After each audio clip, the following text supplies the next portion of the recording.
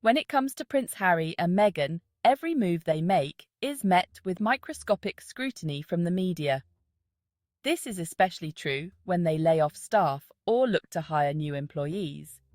Headlines scream about dysfunction, instability, or even character flaws, painting the Duke and Duchess of Sussex in a consistently negative light. On the other hand, when it comes to Prince William and Kate Middleton, the same media outlets seem to gloss over similar situations. Take, for example, the current news that the Prince and Princess of Wales are looking to hire a new senior communications officer. The British media did not make headlines out of it, but rather treated this as a sign of growth, suggesting that Kate is preparing to take on more royal duties. However, they conveniently fail to mention why a new hire is needed. Was there a resignation? Did someone quit due to poor working conditions? Why isn't there more investigative reporting on these questions, the way there would undoubtedly be if Harry and Meghan were in a similar situation? Let's dive deeper. Whenever Prince Harry and Meghan either lay off staff or seek to hire new employees, the British media pounces. Articles abound, filled with speculation about internal tensions, accusations of high turnover, and insinuations that the couple is difficult to work with. Rarely are these changes seen as part of the normal ebb and flow of a working environment, especially one as high pressure as that of a public-facing royal family. The tabloids have a field day when it comes to staff changes at Archewell, the Sussex's foundation, as if the restructuring of a business is somehow proof of a larger personal failing. These stories often include detailed timelines, speculation from royal experts, and suggestions that the Sussexes are impossible to work for. The tabloids also love to stir up drama, suggesting that every employee departure signifies another crack in Harry and Meghan's relationship or the success of their initiatives. But staffing changes happen all the time. People move on from jobs, and some hires aren't the right fit. This is standard in any business, and there is no reason to treat Harry and Meghan's foundation any differently. They've been transparent about their work and have not shied away from admitting that some team members were not a good match. Their openness in this regard contrasts starkly with the secrecy that seems to surround staffing changes for other members of the royal family. When it comes to Prince William and Kate, the British media paints a very different picture.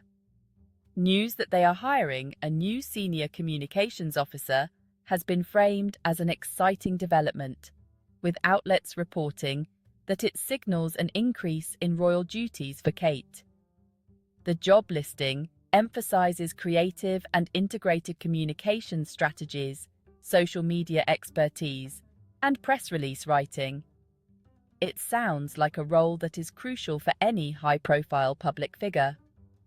Yet, despite the seemingly innocuous nature of the job posting, one glaring question remains. What happened to the previous senior communications officer?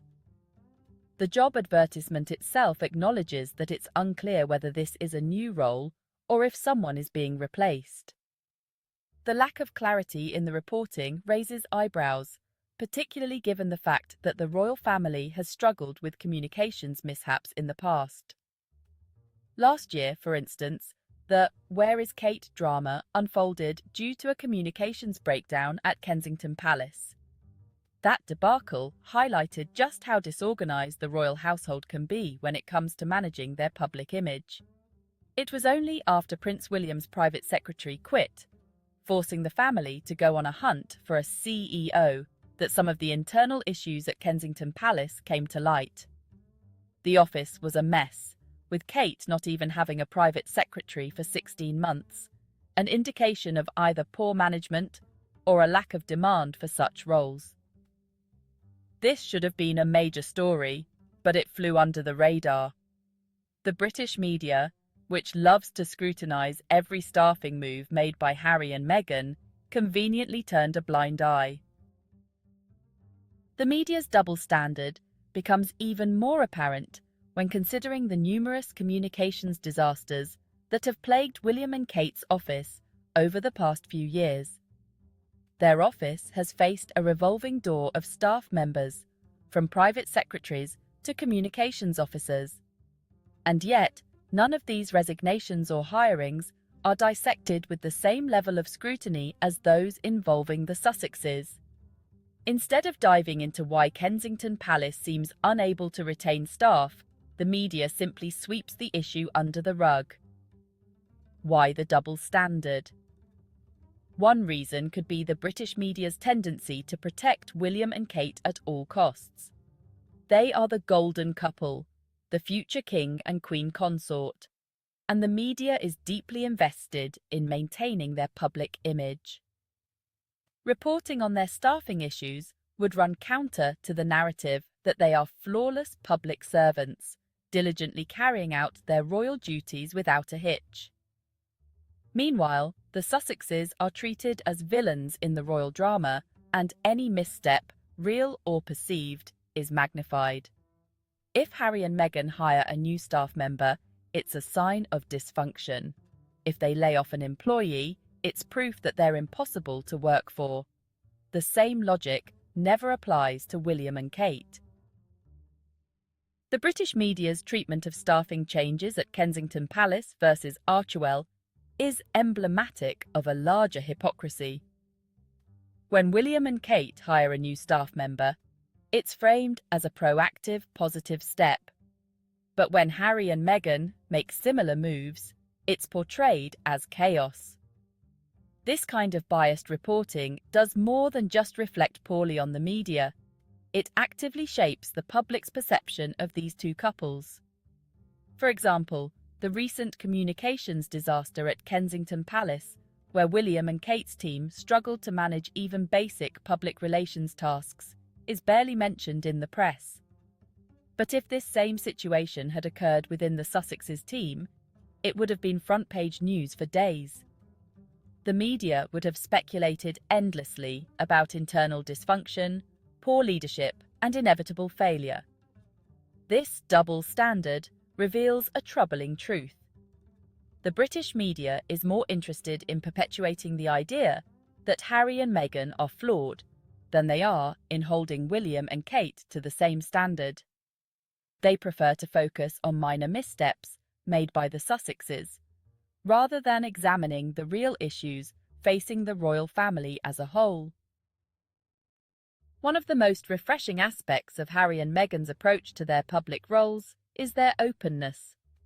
They don't try to pretend that they are perfect. They are upfront about the fact that some staff members might not be the right fit and that changes need to be made.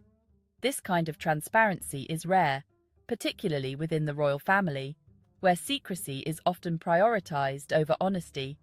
By contrast, William and Kate's team operates under a shroud of mystery. Staffing changes are rarely explained, and when they are, the reasons are vague at best. There is little accountability for the fact that their communications team has repeatedly bungled key moments, from handling media inquiries to managing the royal couple's public appearances. This opacity only reinforces the double standard that exists within the media's coverage of the royal family. The way the British media handles staffing changes for Prince Harry and Meghan versus Prince William and Kate is a clear example of the double standards at play. While the Sussexes are scrutinised for every move, William and Kate are given a free pass. This is not just unfair, it's a deliberate attempt to shape the narrative in favour of one couple while vilifying the other. At the end of the day, Harry and Meghan's transparency about their staffing challenges makes them a different kind of royalty.